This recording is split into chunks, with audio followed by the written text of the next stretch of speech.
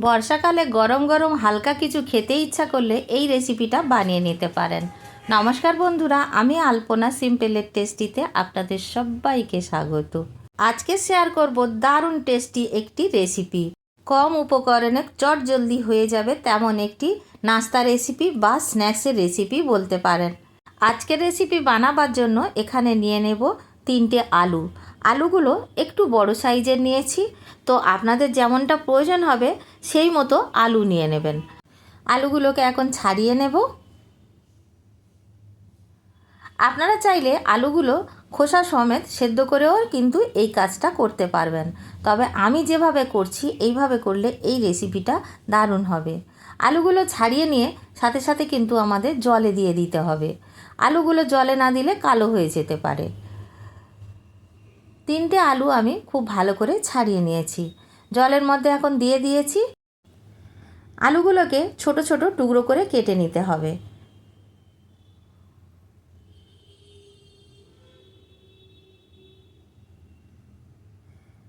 আপনারা চাইলে বটি দিয়েও কেটে নিতে পারেন, যেমনটা আপনাদের সুবিধা হবে তেমনটা কেটে নিতে পারেন। বন্ধুরা, আমার চ্যানেলে নানান রকমের কিন্তু স্ন্যাক্সের রেসিপি আছে, আপনারা চাইলে সার্চ করে দেখে নিতে পারেন। হয়তো বা কোনো রেসিপি আপনাদের পছন্দ হয়ে যেতে পারে আর আপনাদের কোনো কাজে এসে যেতে পারে। তো দেখুন বন্ধুরা, টুকরো টুকরো করে আলুগুলো কেটে নিয়েছি। এখন সমস্ত আলু জলের মধ্যে আবার দিয়ে দেব। আলুগুলো জলের মধ্যে দিয়ে ধুয়ে নিতে হবে। আলুগুলো জলের মধ্যে থেকে তুলে আরও একটা সসপ্যানের মধ্যে আমি তুলে নিচ্ছি, তার মধ্যেও কিন্তু জল আছে। এখন আমরা সসপ্যানটা নিয়ে গ্যাসের চুলায় বসিয়ে দেব। তার জন্য গ্যাস জ্বালিয়ে দেব। গ্যাসের ফ্লেমটা অন করে দিয়ে আলুটা বসিয়ে দিয়ে ঢাকা দিয়ে দেব। ঢাকা দিয়ে সেদ্ধ হতে দেব। মাঝে একবার নাড়াচাড়া করে দেব। আলুগুলো এইভাবে নাড়াচাড়া করে দিলে সব আলুগুলো একসাথে সেদ্ধ হয়ে যাবে। তা নইলে কি হবে, একদিকটা সেদ্ধ হবে আর অন্য দিকের আলুগুলো সেদ্ধ হবে না।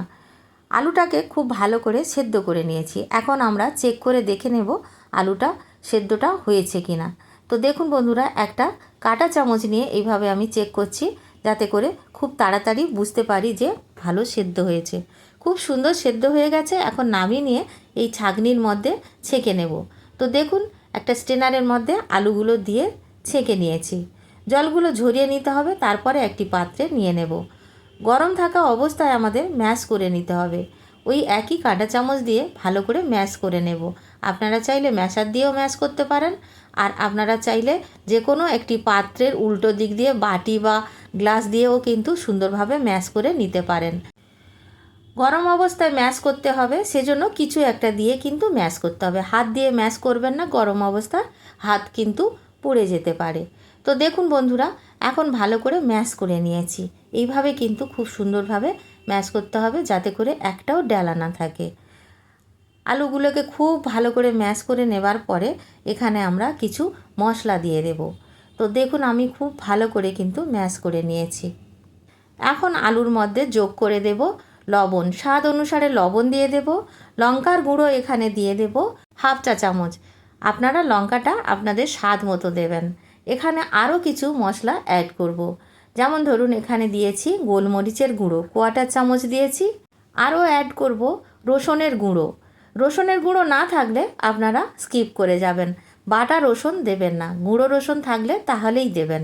রসুন ছাড়াও কিন্তু এই রেসিপি দারুণ হয়। খুব ভালো করে আরও একবার মিশিয়ে নেব।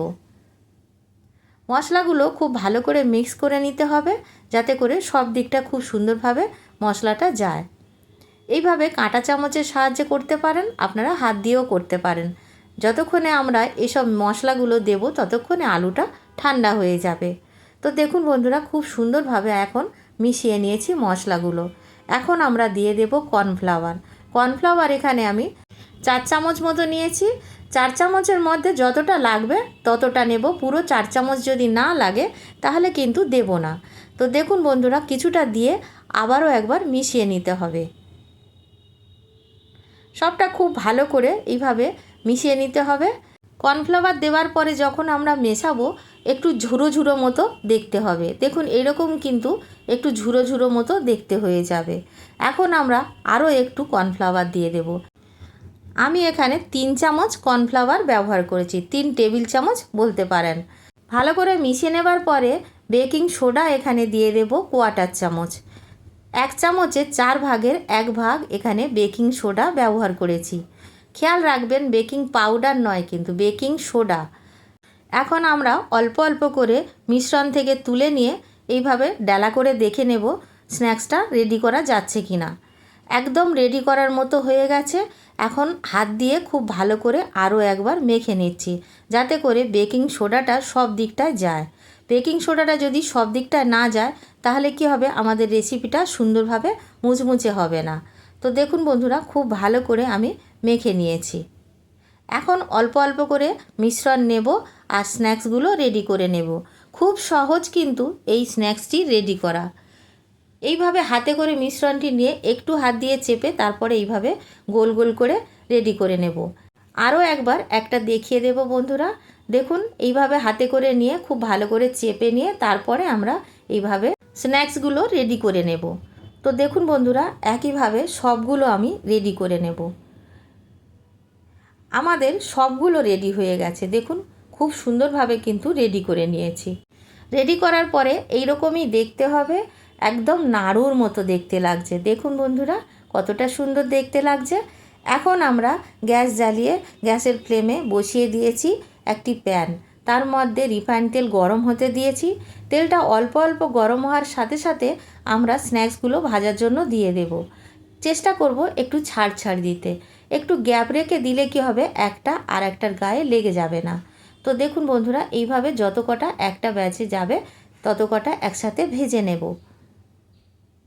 প্রথমে আমরা হাত দিয়ে বা খুন্তি বা স্প্যাচুলার কিছু দিয়ে কিন্তু নাড়াচাড়া করব না। ফ্রাই প্যানের হাতল দিয়ে একটু নাড়াচাড়া করে দিলেই হবে।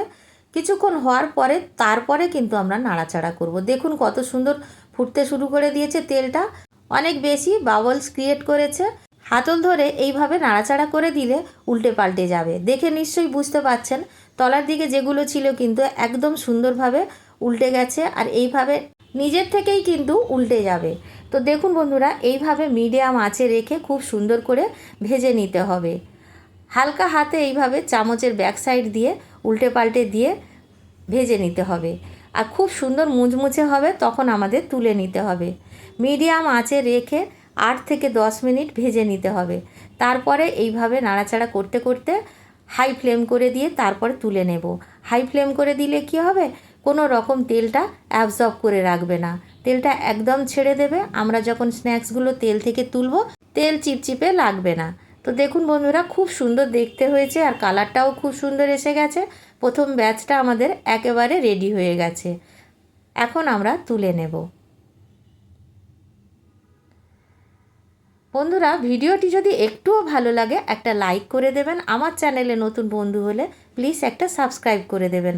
পাশে থাকা বেল আইকনটি অবশ্য করে প্রেস করে দেবেন, যাতে করে যে কোনো ভিডিও আমি আপলোড করব আপনাদের কাছে সবার আগে পৌঁছে যায়। সেকেন্ড ব্যাচে আমরা স্ন্যাক্সগুলো ভাজতে দিয়েছিলাম গ্যাসের ফ্লেম অফ করে। যতক্ষণে সেকেন্ড ব্যাচটা ভাজা হচ্ছে ততক্ষণে প্রথম ব্যাচটা আমরা দেখিয়ে দেব কতটা সুন্দর দেখতে হয়েছে। আর সেকেন্ড ব্যাচটা একইভাবে ভেজে নেব। আপনারা নিশ্চয়ই খেয়াল করেছেন সেকেন্ড ব্যাচটা ভাজার সময় তেলটাকে কিন্তু একটুখানি ঠান্ডা করে নেওয়া হয়েছিল। গ্যাসের ফ্লেমটা পুনরায় জ্বালিয়ে দিয়ে তারপরে সেকেন্ড ব্যাচটা আমি ভেজে নিচ্ছি। আর দেখুন বন্ধুরা, একইভাবে আমি সেকেন্ড ব্যাচটাও ভেজে নিয়েছি। কত সুন্দর দেখতে হয়েছে দেখুন। এইরকমই সুন্দর দেখতে হবে, বাচ্চা বড় সকলের খুব পছন্দ হবে। বর্ষার দিনে এইরকম একটু ভাজা ভাজা কিছু খেতে বেশ ভালো লাগবে, চায়ের সাথে জাস্ট জমে যাবে। যে কোনো ছুটির দিন বিকেলবেলা একবার বানিয়ে দেখবেন, বাড়ির সবাই খুব খুশি হয়ে খাবে। খুবই গরম আছে, আমি আপনাদের দেখাচ্ছি। দেখুন বন্ধুরা, কতটা মুচমুচে বোঝাবার জন্য এইভাবে আমি আপনাদের দেখাবার চেষ্টা করছি, কিন্তু একটু ঠান্ডা না হয়ে গেলে আমরা কিন্তু আপনাদের দেখাতে পাচ্ছি না। তো দেখুন, এই পাত্রে আমি নিয়ে নিচ্ছি স্ন্যাক্সগুলো পরিবেশন করার জন্য।